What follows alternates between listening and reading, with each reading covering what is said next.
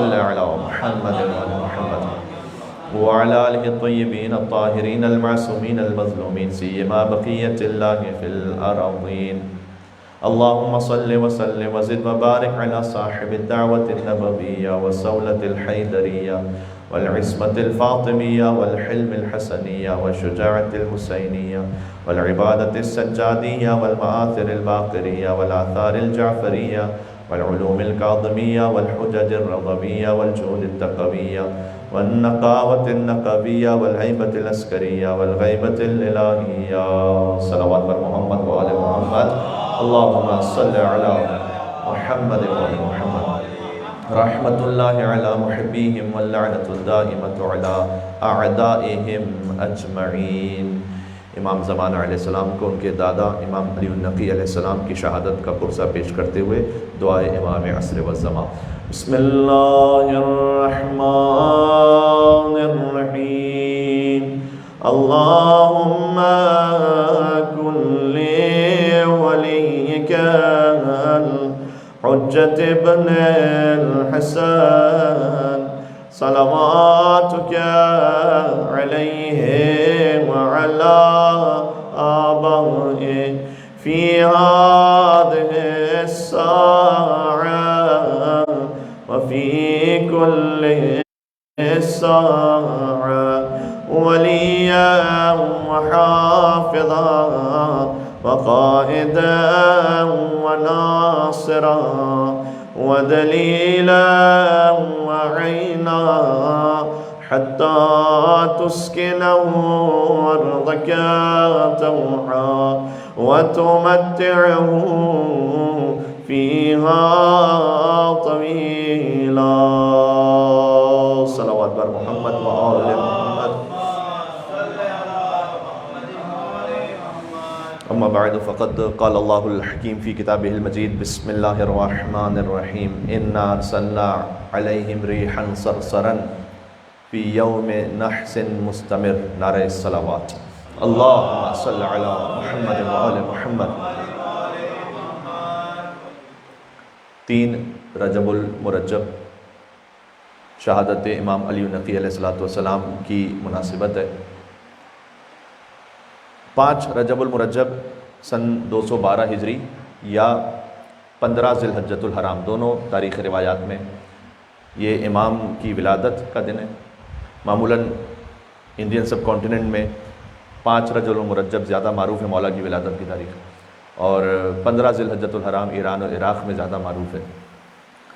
شہادت کی روایت تقریباً ساری دنیا میں تمام تشیع ایک ہی دن مناتے ہیں، وہ ہے 3 رجب المرجب سن 254 ہجری 254 ہجرہ.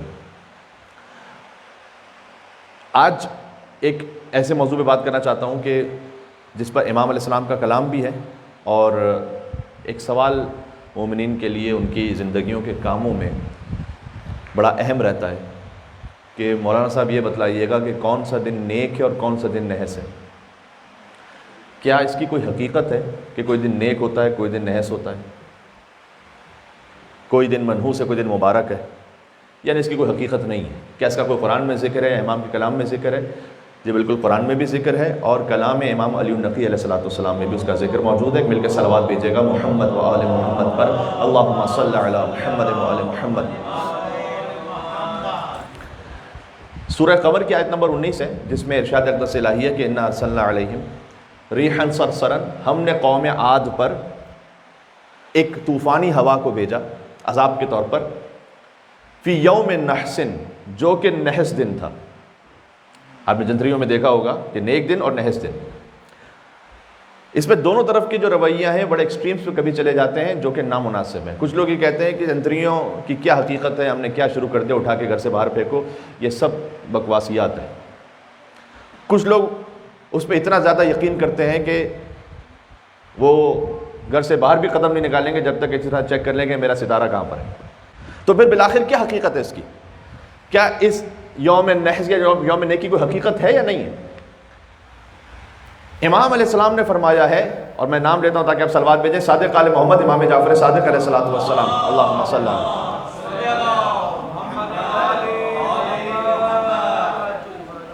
من تصدق اذا اصبح، جو صدقہ دے جبکہ صبح کا وقت ہو. صدقہ دینا ہمیشہ ہی سے مفید ہے، لیکن صبح کے وقت کا صدقہ خاص فضیلت اور فائدہ رکھتا ہے. جو صدقہ دے جبکہ صبح کا وقت ہو، تو آپ صبح کو ضرور صدقہ نکالا کریں. اس شرعی مسئلے کی ڈیٹیل چونکہ بار بار بیان کی جا چکی ہے کہ صدقہ اس وقت صدقہ بنتا ہے کہ جب مستحق کے ہاتھ میں پہنچ جائے، تو آپ پہلے سے مصالحت کر کے رکھیں کسی مستحق سے، تاکہ آپ جب صدقہ جمع کرتے رہیں تو وہ اس دن کا صدقہ بنتا رہے، پھر بعد میں ایک ساتھ پہنچا دیں. اس کی تفصیل میں نہیں جاؤں گا، فقط ایک جملے میں نے اشارہ کر دیا. تو اس بات کا بھی خیال رکھیں کہ آپ فقط ایک باکس میں نہیں ڈال رہے صدقہ، بلکہ وہ صدقہ شرعی طور پر بن رہا ہے. تو جو صبح کے وقت صدقہ دے، امام نے فرمایا کہ دفع اللہ ہو، اللہ تعالیٰ دور کر دے گا، دفع کر دے گا اس سے نحس ذالک الیوم، اس دن کی منحوسیت کو اسے دور کر دے گا. اچھا اس کا مطلب کیا ہے؟ یعنی کوئی منحوسیت تھی تو تبھی دور ہوگی نا. اگر دن کوئی نحس تھا ہی نہیں تو پھر امام نے کیوں کہا کہ اللہ تعالیٰ اس نحس دن کو اسے دور کر دے گا؟ اس کا مطلب اس کی کوئی حقیقت بھی ہے. تو اس کی کیا حقیقت ہے؟ دیکھیں، اس پر علماء کرام نے اختیارات الایام کے عنوان سے مقالے لکھے ہیں، کتابیں لکھی ہیں، اور اس میں انہوں نے اس بات کو سمجھایا ہے کہ کچھ دن تو وہ ہیں کہ جو اللہ سبحانہ و تعالیٰ کی جانب سے نحس قرار دیے گئے ہیں، بالخصوص وہ ایام کے جہاں پر شہادت ائمہ علیہ الصلوۃ والسلام ہے. اس دن یہ تاکید کی گئی کہ اپنا کوئی مبارک کام شروع نہ کرو. مثال کے طور پر عاشور کے دن تو سبھی جانتے ہیں کہ کوئی دنیاوی کام نہ کرو. علامہ طباطبائی نے بھی اس بات کو لکھا ہے کہ یہ اللہ تعالیٰ نے اس لیے اپنی حجتوں کے ذریعے سے ہم تک بات پہنچائی تاکہ ہمارے تقویٰ میں استحکام پیدا ہو سکے. یعنی ہم اس دن کوئی ایسا کام نہ کرنے بیٹھ جائیں جس دن اللہ سبحانہ و تعالیٰ نے اس دن کو اچھا نہیں قرار دیا، اس سینس میں کہ اس دن کسی حجت خدا کی شہادت ہے، تو ہم کیوں اپنی خوشی کا کوئی کام کریں.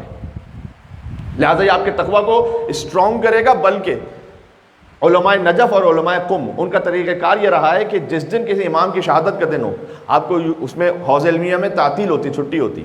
ظاہر ہے کہ ہم تو اپنے کام سے چھٹی نہیں کر سکتے یوزولی جس طرح کا اس وقت کا لائف سٹائل ہے، لیکن آپ کہیں گے یار حوض علمیہ میں اللہ رسول کی باتیں پڑھائی جا رہی ہیں، اس دن کی چھٹی ہوئی ہے، اس دن تو اللہ رسول کی باتیں اور پڑھائی جانی چاہیے نا. فرمایا کہ چونکہ اس دن شہادت کا دن ہے لہٰذا غم مناؤ. بلکہ بعض علماء کا یہ بھی نظریہ رہا ہے کہ اگر کوئی اس دن پڑھائی کر کے اس طرح سے علم حاصل کرنے کی کوشش کرے نہیں میں آج بھی خاص یہ کام کروں گا، تو بلکہ اس کا ایڈورس افیکٹ یہ ہو سکتا ہے کہ نسیان کا خطرہ ہے، یعنی بلکہ بھول جائے گا. یا کچھ دن اللہ تعالیٰ نے ایسے رکھے ہیں. اسی طریقے سے قمر در اقرب ہے. قمر در اقرب کی ایک شرعی ویلیو ہے. قمر در اقرب فقط جندری کا معاملہ نہیں، قمر در اقرب کے لیے روایات کثرت کے ساتھ ہے. شیخ کلینی نے لکھا ہے، شیخ مفید نے لکھا ہے، شیخ صدوق نے لکھا ہے، علامہ مجلسی نے لکھا ہے. ان جیسے بزرگ علماء نے قمر در اقرب کے بارے میں روایات کو لکھا ہوا ہے. لہذا پر لکھا کہ من سافر، کہ جو ٹریول کرے قمر در اقرب میں تو وہ خیر کو نہیں دیکھے گا. کسی کے لیے بہت مجبوری ہو جائے اور کوئی چارہ ہی نہ ہو تو پھر ایک روایت ہی میں طریقہ بیان کیا گیا کہ تم صدقہ دو اور اس کام کو انجام دے دو، اس لیے کہ تم اس وقت ایک شدید مشکل میں ہو اور ان اوائڈیبل ہے وہ کام، کرنا ہی کرنا ہے. لیکن جان بوجھ کر یہ نہ کیجئے کہ اچھا میں اس دن قمر در اقرب کے باوجود بھی صبر کر لوں گا اور صدقہ دے دوں گا. پہلے سے اس بات کو پلان نہ کریں. بات واضح ہو رہی ہے؟ ازدواج کے لیے فرمایا کہ من سافر او تزوج، جو سفر کرے یا ازدواج کرے. والقمر فی الاقرب، قمر در اقرب کس کو کہتے ہیں؟ اقرب کسے کہتے ہیں؟ اقرب کہتے ہیں بچھو کو. مون اسکارپیو. یہ ہوتا یہ ہے کہ اللہ تعالیٰ کا ایک نظام ہے. ہمارا جو لائف سٹائل بن گیا اس میں رات میں ستارے نظر کہاں آتے ہیں ہمیں؟ کہ ہم دیکھیں گے آسمان پر رات میں ستارے بھی ہوتے ہیں، کچھ سٹارز بھی ہوتے ہیں. کچھ یا تو پولوشن اتنا زیادہ ہے کہ وہ سٹارز نظر نہیں آتے، یا خود ہماری رات میں جو روشنی ہم نے اپنی جو رکھی ہوئی ہوتی ہے اس کی وجہ سے ہمیں پتہ ہی نہیں چلتا کہ کچھ آسمان پر دنیا ہے آباد. یا آپ جائیے کہیں ڈیزرٹ وغیرہ میں رات کا وقت ہو کہ جب بالکل تاریکی ہو، سندھ پنجاب میں تو آپ کو بہت آسانی سے پھر یہ منظر دیکھنے کو ملیں گے. اور پھر آپ ایک چارپائی پہ لیٹ جائیے اور پھر آسمان کی طرف دیکھیے تو دیکھیے کیا نظارہ ہے اس وقت. تو سٹارز بلینز آف سٹارز اللہ سبحانہ و تعالیٰ نے گیلیکسیز اور ملکی ویز خلق کیا. ایک خاص نظام ہے اللہ کا جس میں کوئی انسانی دخل نہیں ہے. ایک خاص نظام ہے اللہ کا کہ ایک موقع آتا ہے ایک مہینے میں، خاص ہر مہینے جو آتا ہے، کہ جہاں پر سٹارز ایسی شکل اختیار کر لیتے ہیں جیسے کہ وہ اسکارپیو. آسمانوں پر ان کی شکل ایسے بن جاتی ہے کہ جیسے وہ ایک بچھو کی طرح ہو. اس طرح سے اور مون ان کے درمیان سے گزرتا ہے. اس کو کہتے ہیں قمر در اقرب. یہ معنویات کا ایک نظام ہے. کوئی یہ نہیں کہہ سکتا کہ ارے مولانا صاحب اس کی کوئی حقیقت نہیں ہے. حقیقت نہ ہوتی تو حجت خدا نے بیان نہ کیا ہوتا. دیکھیں آپ کو گرمی سردی فیل ہوتی ہے کہ نہیں ہوتی؟ ہوتی ہے. اس لیے کہ وہ آپ کے جسم پہ فوراً فیل ہو جاتی ہے تو آپ سمجھتے ہیں کہ اس کا ایک اثر ہے. چونکہ جو چیز ہمیں ڈائریکٹلی فیل نہیں ہوتی ہم کہتے ہیں اس کا کوئی اثر نہیں ہے. اس کا اثر ہمیں محسوس نہیں ہو رہا، لیکن امام نے بیان فرمایا من تزوج او سافر، جو ازدواج کرے یا ٹریول کرے، والقمر فی الاقرب، جبکہ چاند اقرب میں ہو، مون ان اسکارپیو، لم یر الحسنى، وہ حسنہ کو نہیں دیکھے گا. حسنہ یعنی خوبی. یعنی آپ اگر کسی حسنہ سے شادی بھی کر لے گا تو حسنہ نظر نہیں آئے گی اسے. بہت سارے، میں پرسنلی سمجھتا ہوں اس کی سینکڑوں وجوہات ہیں. معاملے کو بہت زیادہ سادہ بھی نہیں کرنا چاہتا، لیکن ہم جس سوسائٹی میں رہ رہے ہیں ہر دوسرے تیسرے دن ہمارے سامنے کوئی نہ کوئی سیپریشن کا کیس آتا ہے ہسبینڈ وائف کے درمیان، جس میں ہماری حتی الامکان یہی کوشش ہوتی ہے کہ وہ ناپسندیدہ فعل کی طرف نہ جائے معاملہ، لیکن بہت سارے معاملات چلے بھی جاتے ہیں. اور یہ تو وہ کیس ہیں جو ہمارے سامنے آ رہے ہیں. بے شمار ایسے کیس ہیں جو ہمارے سامنے نہیں آ رہے ہیں ود ان اور کمیونٹی، اور جو کمیونٹی سے باہر ہیں وہ تو اللہ ماشاء اللہ پتہ نہیں کتنے ہوں گے. اس میں بہت ساری وجوہات ہیں، لیکن ایک وجہ یہ بھی ہے کہ ہم شروع سے ان چیزوں کا اہتمام نہیں کر پا رہے صحیح طرح سے. جہاں ائمہ علیہ السلام نے ازدواج کا منع کیا تھا جن تاریخوں میں، تو کیوں جب معنوی اعتبار سے ایک برا اثر ہوتا ہے تو ہم جہاں ہر چیز کو دیکھتے ہیں کہ ہم میرج ہال کیسا لیں گے اور اس میں ڈیکوریشن کیسا ہوگا اور اس میں پتہ نہیں کوزین کیسا ہوگا، اور 5 طرح کے کھانے ہوں گے کہ 10 طرح کے کھانے ہوں گے کہ 400 مہمان ہوں گے 500 مہمان ہوں گے، جو امام علیہ السلام نے کہا وہی نہیں دیکھ رہے، تو اس کا ایک برا اثر ہے. اس لیے کہ اللہ تعالیٰ نے معنویات کی دنیا میں رکھا ہوا ہے کہ مون جب اسکارپیو میں ہے تو اس وقت انسان کا مزاج ایسا نہیں ہوتا کہ وہ دوسرے سے ہم آہنگ ہو سکے. کیا مزاج اور موڈ کی کوئی حیثیت ہے؟ بالکل ہے. کبھی انسان کا موڈ آن ہوتا ہے، کبھی آف ہوتا ہے.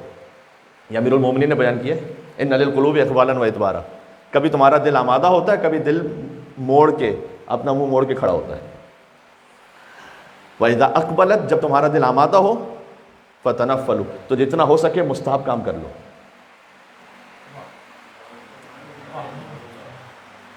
کتنا خوبصورت کلام ہے میرے مولا کا، کتنا پریکٹیکل کلام ہے.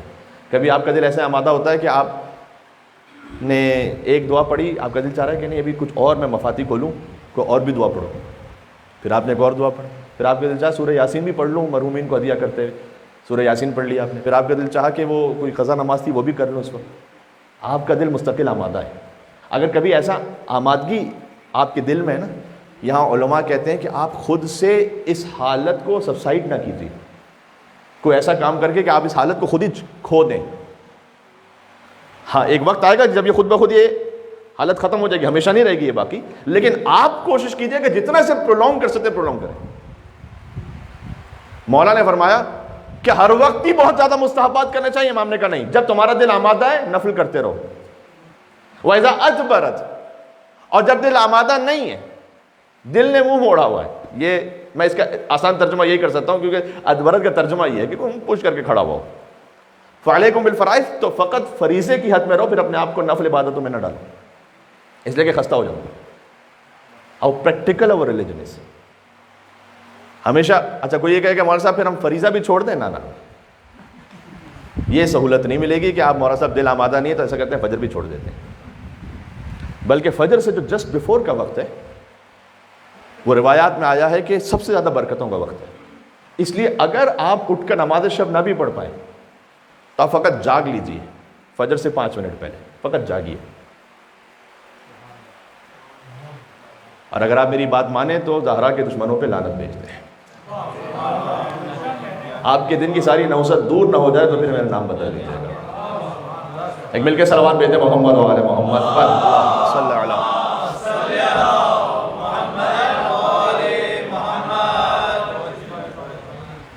تو ایام شہادت معصومین علیہ السلام میں کہا گیا کہ اپنے لیے کوئی خوشی کا کام آغاز نہ کرو. قمر در اقرب میں منع کیا گیا کہ ازدواج نہ. اگر اس طریقے سے کوئی تاریخ طے ہو ہی چکی اور کچھ بھی امکان نہیں اس کو چینج کیا جا سکے تو پھر ایک حکم جو خود ائمہ علیہ السلام نے بتلایا کہ صدقہ دے دو تاکہ اس دن کی کچھ کراہت ختم ہو جائے، لیکن یہ اس صورت میں ہے کہ جب آپ کے لیے کوئی امکان موجود نہ ہو اس کو چینج کرنے کا۔ یہ ساری باتیں میں نے کیوں کی آپ کی خدمت میں؟ یہ ساری باتیں اس لیے عرض کی کہ صقر ابن ابی دلو، راوی کا نام ہے، ذرا مشکل نام ہے، صقر صاد قاف را، ابن ابی دلو، یہ کہتا ہے کہ میں پہنچا ان امام کی خدمت میں جن کی شہادت کی تاریخ ہے، 10ویں امام امام ہادی علی النقی علیہ السلام کی خدمت میں سامرہ پہنچا۔ اللہم صلی علی محمد وعلی محمد۔ مولا کو سامرہ طلب کیا گیا تھا، متوکل نے طلب کیا تھا، اور سامرہ بلا کر امام کو ہاؤس اریسٹ کر دیا تھا۔ امام کی قید باقی ائمہ کی قید سے مختلف تھی، نظر بند تھے امام گھر میں، اور کنٹونمنٹ ایریا میں نظروں کے سامنے تھے اس وقت کی رجیم کے، اس لیے کہ بنی عباس کی رجیم یہ جانتی تھی کہ حضور نے یہ فرمایا ہوا ہے کہ میرے بعد 12 وارث ہوں گے میرے، تو وہ جانتے تھے کہ 10واں وارث یہ ہے، 11واں اور 12واں بس آنے والا ہے۔ 11ویں تو امام حسن عسکری علیہ السلام ان کے ساتھی تھے، تو اب 12واں وارث جب آ جائے گا تو جب 12واں آ جائے اور ہم اسے قتل کر دیں تو جو حضور کی جانب سے اللہ کی حجتوں کا سلسلہ بیان کیا گیا تو اس کو ختم کر دیں گے۔ اس سے پہلے انہوں نے یہ کوشش کی تھی بنی عباس نے، مامون الرشید نے اپنی بیٹی کا ازدواج کروایا امام محمد تقی علیہ السلام سے، ام فضل۔ یہ ازدواج اس لیے تھا کہ وہ جو 12واں ہیں وہ ہماری نسل سے آئے، لیکن اللہ تعالیٰ کا ابتدا ہی سے یہ اصول رہا ہے کہ اگر ایسے کوئی سیاسی ازدواج ہو جائیں تو ازدواج تو ہو جاتا ہے لیکن اللہ لا ولد رکھتا ہے اس کا تو اس کو۔ اب آپ کیا سن رہے ہیں اور میں کیا کہہ رہا ہوں تو بات پہنچ گئی۔ اللہم صلی علی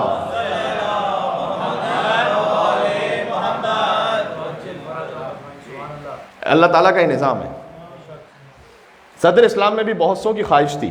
اچھا یہ میں حدیث امام رضا کی روشنی میں سنا رہا ہوں آپ کو، یہ میرا اپنا انالیسس نہیں ہے کہ ہم نے تاریخ سے نکال کے ایک انالیسس کی آپ کی خدمت میں پیش کیا، انالیسس بھی اس میں کسی حد تک ہے، لیکن امام کا کلام ہے۔ امام کا کلام یہ ہے کہ حضور کے گھر میں رہنے والی خواتین، ان میں سے ہر ایک کی یہ خواہش تھی کہ جب ہمارے یہاں اولاد ہو تو جو نسل رسالت ہے وہ ہم سے آگے بڑھے۔ اللہ تعالیٰ نے حضور کی ازواج کو یا لا ولد رکھا یا اولاد عطا بھی کی تو پھر انتقال ہو گیا۔ ہماری خطیہ کیا اولاد ہوئی، حضرت ابراہیم کی ولادت، حضرت ابراہیم کی وفات ہو گئی، حضرت قاسم ان کی وفات ہو گئی۔ آپ جانتے ہیں کہ بی بی فاطمہ کا نام فاطمہ، اس فاطمہ نام کی ایک وجہ یہ بھی ہے، یہ امام نے فرمایا فاطمہ کا مطلب ہے منقطع کر دینا کسی شے کو۔ اللہ نے خدیجہ کو اولاد عطا کی فاطمہ، اور امام رضا نے فرمایا کہ رسول کی بیٹی فاطمہ کے ذریعے سے دوسری ازواج کی امیدوں کو منقطع کر دیا کہ نسل رسالت ہم سے آگے بڑھے۔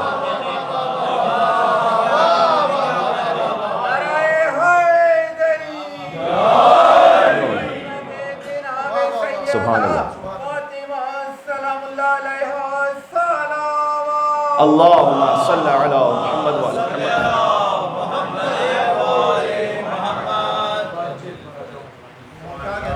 تو بنی عباس کی پہلے ایک کوشش تھی مامون الرشید کی کہ میری بیٹی کا ازدواج امام محمد تقی علیہ السلام سے ہو جائے تاکہ اب جو نسل آگے بڑھے گی اس میں سے جو 12واں آئے گا وہ میری نسل سے ہوگا۔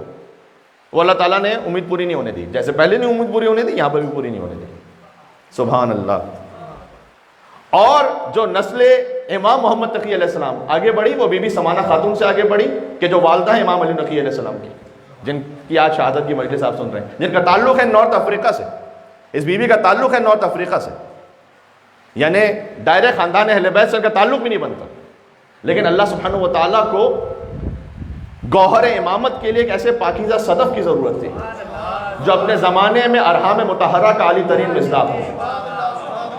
لہذا نارتھ افریقہ سے خاتون کو اس واقعے کے ذریعے سے، جسے میں ذکر کر چکا ہوں پہلے کی بعض مجالس میں گزشتہ سالوں میں، اس بی بی کو پہنچایا گیا، امام محمد تقی علیہ السلام کا ازدواج ہوا اور امام علی نقی علیہ السلام کی ولادت ہوئی۔ سبحان اللہ۔ امام علی نقی علیہ السلام نے فرمایا امی عارفۃ بحقی، یہ امام کی سند موجود ہے، فرمایا کہ میری ماں میری حق کی عارفہ تھی۔ حجت خدا کی جانب سے یہ سند موجود ہو ایک خاتون کے لیے کہ میری ماں میری حق کی عارفہ تھی. یہ بیٹے کی حق کی بات نہیں ہو رہی، یہ امامت کے حق کی بات ہو رہی ہے. امامت کے حق کو جانتی تھی میری ماں بی بی سمانہ خاتون. سبحان اللہ. بات واضح ہو رہی ہے. موضوع امام علی نقی علیہ السلام ہے.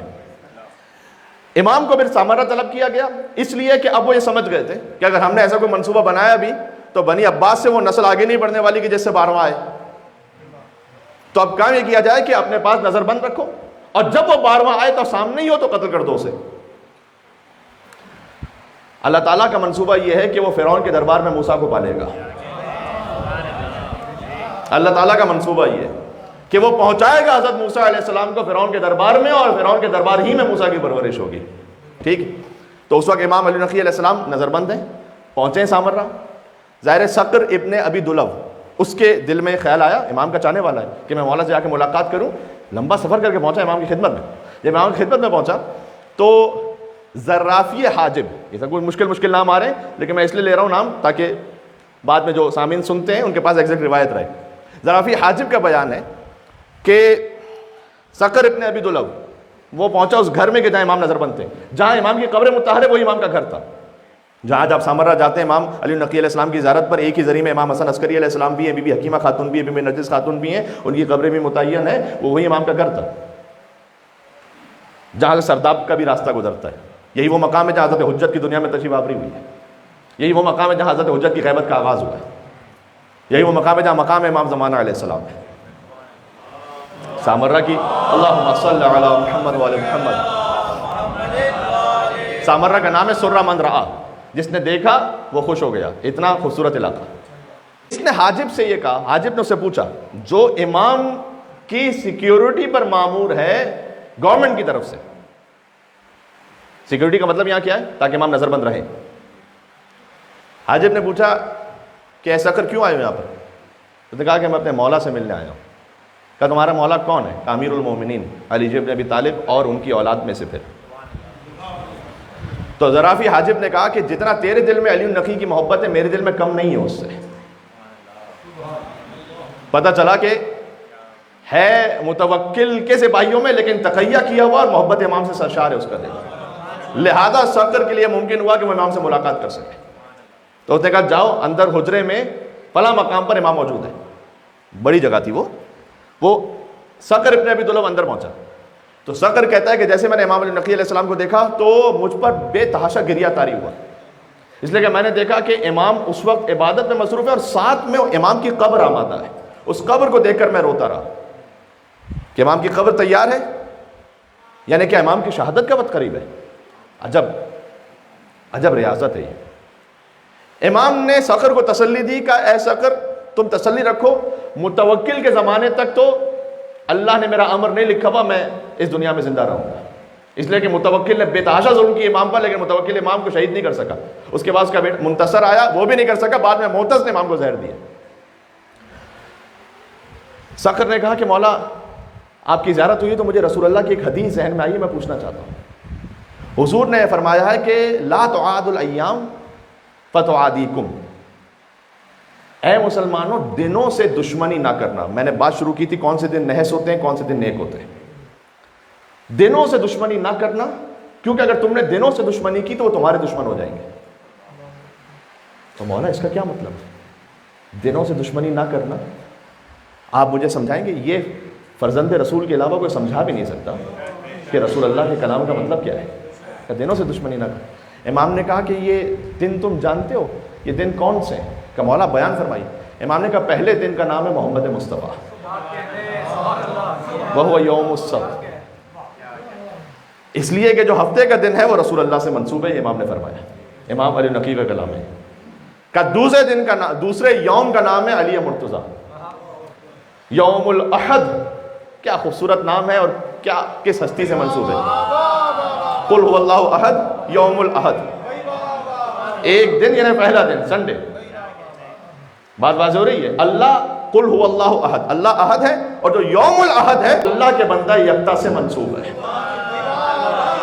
علی جیسا کوئی بندہ نہیں ہے.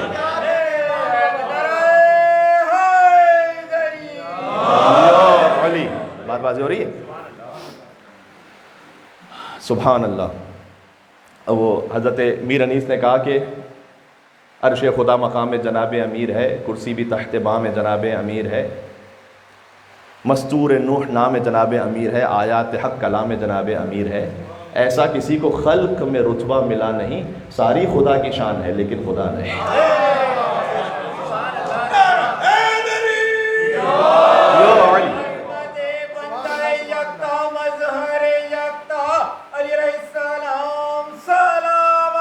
اللہم صلی علی محمد و علی محمد۔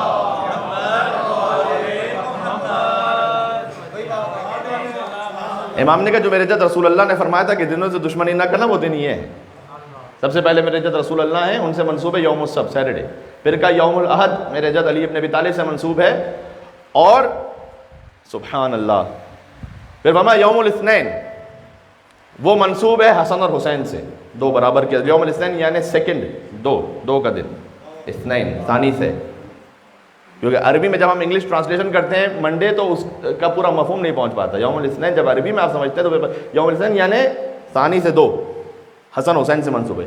یوم الثلاثاء یہ ثالث سے ہے، جو تھرڈ ڈے ہے، تیسرا دن، یعنی اس سے مراد ہے ٹیوزڈے، وہ منسوب ہے امام زین العابدین علیہ السلام سے، امام باقر علیہ السلام سے، امام جعفر صادق علیہ السلام سے۔ پھر فرمایا یوم الاربعاء بدھ کا دن، وہ منسوب ہے امام موسیٰ کاظم علیہ السلام سے، بدھ کہ امام بارگاہ ساری دنیا میں موجود، جہاں امام موسیٰ کاظم السلام کی کے نام پر حاجات مانگنے کے لیے لوگ جاتے ہیں، لیکن چار ائمہ سے منسوب ہے، امام موسیٰ کاظم علیہ السلام، امام رضا علیہ السلام، امام محمد تقی علیہ السلام، اور پھر امام نے کہا انا، مجھ سے منسوب ہے یہ بدھ کا دن، امام علی نقی سے روایت ہے، یاد رکھیے گا۔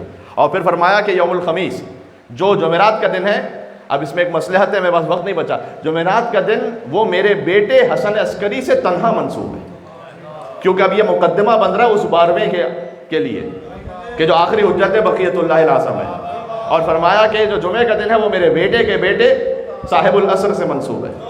اللہم صلی علی محمد و علی محمد۔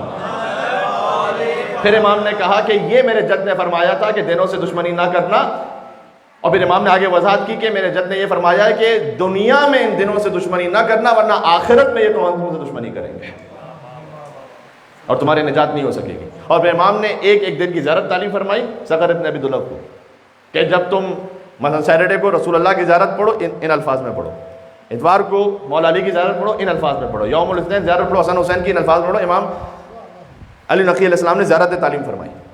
امام علی نقی علیہ السلام سے جو کانٹینٹ اور مٹیریل پہنچا ہے بے شمار، اس میں گہرائیاں، فضائل، مناقب کے اور معارف کے معاملات ہیں، ان میں سے جو اہم ترین ہے جس کی جانب ہم نے بار بار اشارہ کیا وہ زیارت جامع کبیرہ ہے، جو عبداللہ ابن موسیٰ نخی سے روایت ہے، یہ صقر ابن ابی دلب سے روایت ہے۔ پھر اس کے بعد امام علی نقی علیہ السلام ہی سے وہ مولا علی علیہ السلام کی معرکۃ العرا زیارت پہنچی ہے کہ جو غدیر کے دن پڑھنے کی تاکید ہے، لیکن شیخ عباس قمی نے کہا کہ فقط غدیر سے مخصوص نہیں ہے، آپ جس دن بھی چاہیں امیر المومنین کی وہ زیارت پڑھیں، اور وہ زیارت اس اعتبار سے خاص یونیک ہے کہ مولا علی علیہ السلام کی اور بھی زیارتیں ہیں، لیکن اس زیارت میں 37 آیات کے ذریعے سے امام علی نقی علیہ السلام نے فضائل علی بن ابی طالب کو بیان کیا، 37 آیتیں اس زیارت میں، بات واضح ہو رہی ہے۔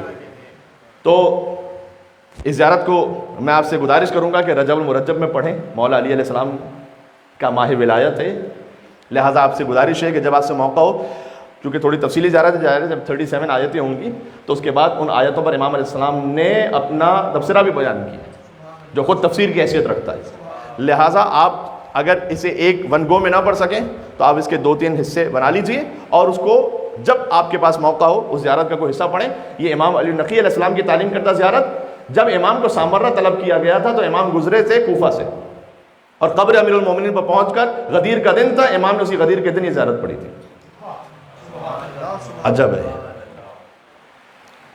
سبحان اللہ۔ اس میں امام نے فرمایا کہ اے علی اشہد ان من شاک ما آمن بالرسول، اے میرے جد علی جو آپ میں شک کرے وہ رسول اللہ پر ایمان ہی نہیں لے کر آیا۔ یہ نہیں کہا کہ جو نہ مانے، فرمایا مانو نہ مانو شک کرے، ڈاؤٹ میں ہو، لہذا شک کی نجاست کو ہمیشہ اپنے دل سے نکال دیا کیجیے، اس لیے کہ جب شک علی کے معاملے میں آپ کے دل میں رہ جائے گا تو آپ رسول اللہ ہی پر ایمان کھو لیں گے، امام علی نقی علیہ السلام نے فرمایا۔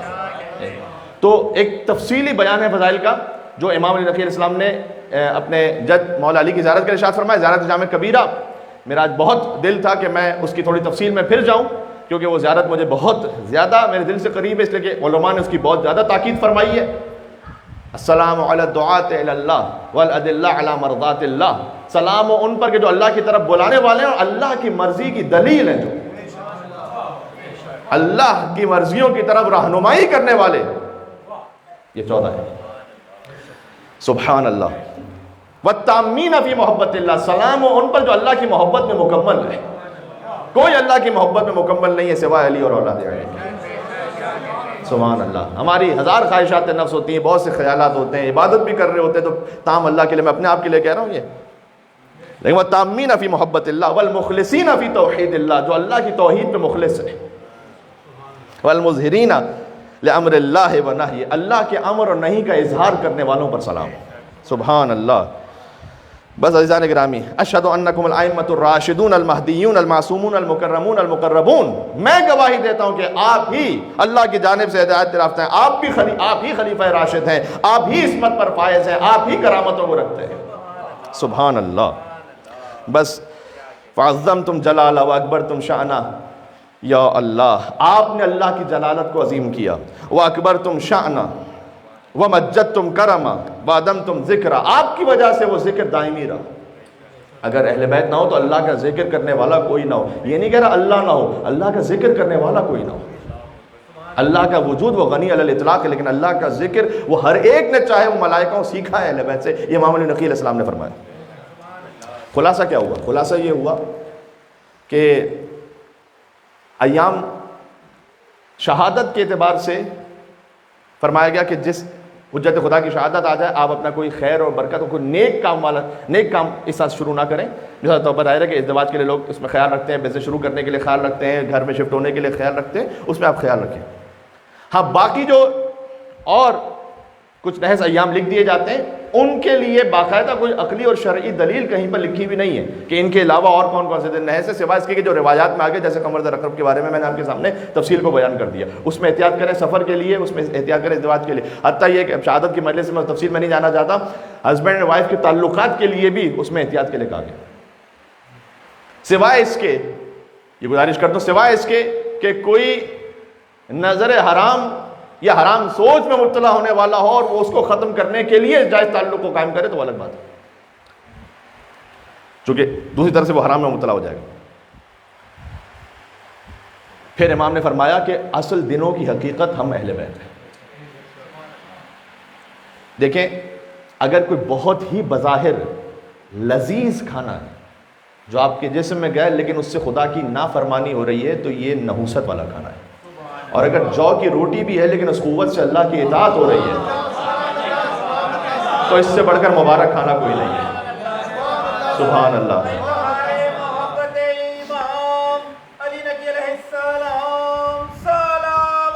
اللہم صلی علی محمد وآل محمد. صبح کو صدقہ دیں تاکہ امام نے فرمایا کہ اس دن کی نحوست کو تم دور کر سکو. صبح کو صدقہ دے کر اس بات کے لیے اہتمام رکھیں.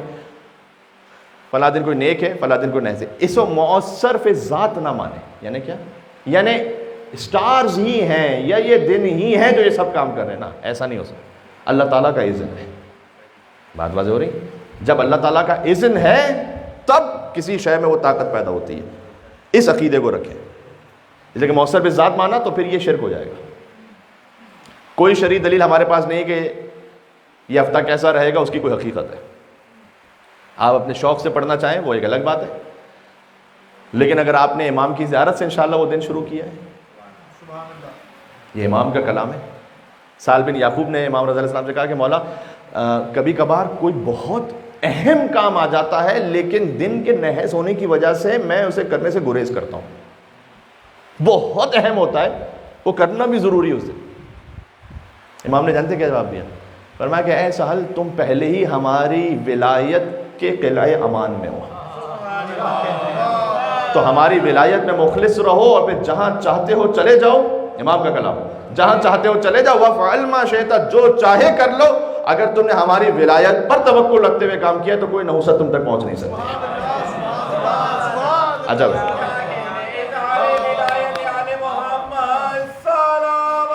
مل کے صلوات بھیجیں. اللہم صلی علی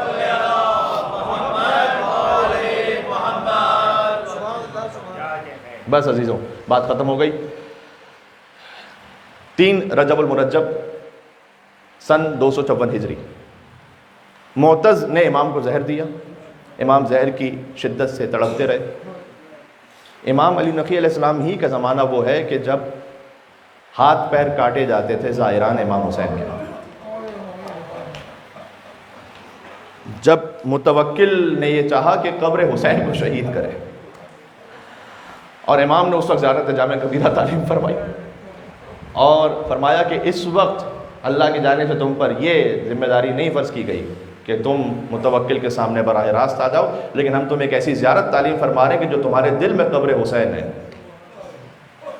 گویا امام علیہ السلام نے اس انداز سے اظہار فرمایا کہ جو اہل بیت کی قبور، اگرچہ کہ وہ بھی بہت بڑا ظلم ہے، اگر انہیں کوئی شکستہ کر لے لیکن بہرحال قبر حسین پھر آباد ہوگی، اس پہ زائرین آئیں گے. لیکن اگر تمہارے دل میں جو قبر حسین ہے، یعنی وہ محبت حسین، اس میں کوئی کمی آ گئی تو پھر نجات نہیں ہو سکے گی. لہٰذا تم اس طرف متوجہ ہو کر زیارت جامع کبیرہ پڑھو اور کہو السلام علیکم یا اہل بیت النبوہ و معدن الرسالہ و مختلف الملائکہ و محبت الوحی و خزان العلم و منتہی العلم و سعادت الکرم وعناصر الابرار و داعی اخیار. سبحان اللہ.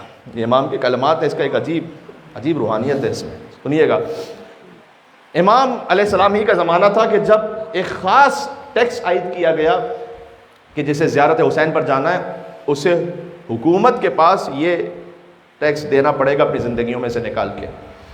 تو عورتیں فاقے کرتی تھیں. آج کی طرح معاملہ نہیں ہے کہ آپ کے پاس بہت کچھ ہے تو ماشاءاللہ آپ کو دے کر بھی چلے گئے.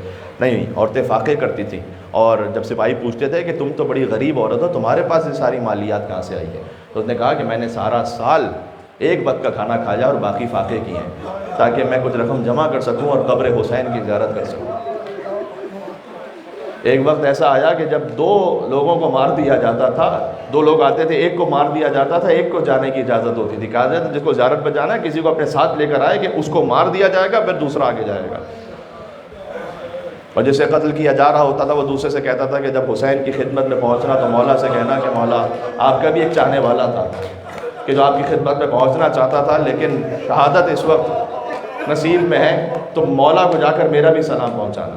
عجب، امام علی نقی علیہ السلام کا زمانہ بڑے مصائب کا زمانہ ہے. تو سوچئے گا جب محبوں کو اتنی تکلیف ہوتی تھی تو خود جو حسین کا خون ہے امام علی نقی، ان کے دل پر کیا نہیں گزرتی ہوگی. جب مولا کو زہر دیا گیا تو ایک اور بہت سے نقوی سادات یہاں موجود ہیں اور بہت سے زائران امام حسین علیہ السلام مجھے نظر آ رہے ہیں. امام پہنچ گئے اپنی جدہ کی خدمت میں 3 رجب المرجب سن 254 ہجری کو. مجھے اتنا کہنے دیں، زہرا کی آل کو کہاں کہاں زہر دے کر مارا گیا. اللہ اکبر. کبھی بغداد کے پل پر موسی کاظم کا لاشا پھینک دیا گیا، کبھی مدینہ میں حسن مجتبیٰ کے کلیجے کے ٹکڑے تشت میں گرے، کبھی غریب طوس امام رضا کو غربت میں زہر دیا گیا، اور کبھی امام علی نقی کو سامرہ میں زہر دغا دے کر شہید کر دیا گیا. اور یہی وہ زمانہ تھا کہ جب کتنے سید زادے دیواروں میں چنوا دیے گئے.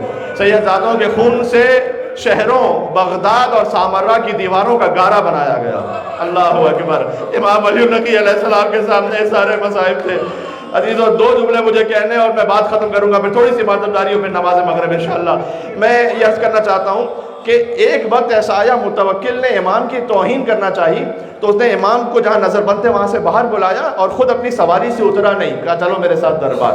وہ اپنی سواری پر رہا اور دوڑاتا رہا اپنے گھوڑے کو اور امام سے کہا میرے ساتھ ساتھ دوڑتے رہو. اس وقت امام نے فرمایا کیا میں ناقہ صالح سے بھی کم ہوں اے رب العالم. جب امام کی زبان پر یہ جملہ آ جائے نا، کسی بھی امام کی زبان پر، کیا ناقہ صالح سے بھی میری حیثیت کم ہے، سمجھو مصائب کی معراج ہے یہاں پر. اس لیے کہ رسول اللہ نے کہا تھا ناقہ صالح کی اونٹنی کو مارنے والے سے بدتر علی ابن ابی طالب کو ضربت مارے گا.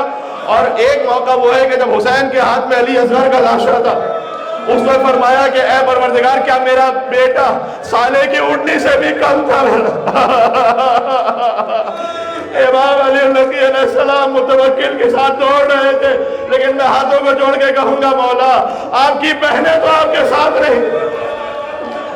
سلام اس غریب امام سید سجاد پر کہ جس کی بہنوں کا سر کھلا ہوا تھا، پیروں میں بیڑیاں تھی، گلے میں توق تھا. امام ناقے کی مہار کو پکڑ کر چلتے جاتے. آخری جملہ یہ بھی کہوں گا کہ امام حسن عسکری یتیم ہو گئے، آج ان کو یتیمی کا پرسہ پیش کرنا ہے، آپ پرسہ پیش کیجئے گا، لیکن میں اتنا کہنا چاہتا ہوں 22 برس کے سن میں امام حسن عسکری یتیم ہوئے، تو میں کہوں گا کہ اے مولا یتیمی کی خاک تو سر پر آئی ہے، لیکن آپ نے کندھا بھی دیا ہے، آپ نے نماز جنازہ بھی پڑھائی، آپ نے غسل و کفن کا بھی اہتمام کیا ہے۔ مولا یہی سن تھا کہ جب عابد نے اپنے باپ کے لاشے کو دیکھا تھا تو مجھے کہنے دیں کہ لا جاؤں گا جاؤں گا یا ابا عبداللہ، جیسے حسین پر دن تھا ویسے کوئی دن نہیں تھا، اس لیے کہ ہر امام شہادت سے اس دنیا سے گئے ہیں، لیکن بیٹے کو کم از کم کندھا دینے سجاد نے دیکھا باپ کا پامال لاشا سامنے ہے، سجاد شہر چھوڑ کر جا رہے تھے، جسم کانپ رہا تھا، زینب نے چلتے اونٹ سے اپنے آپ کو زمین کربلا پر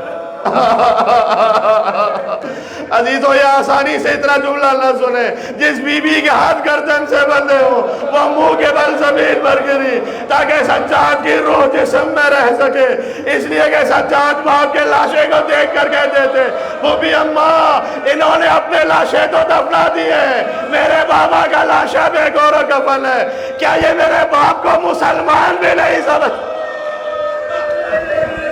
کیا یہ حسین کو مسلمان بھی نہیں سمجھتے کہ کوئی آ کر حسین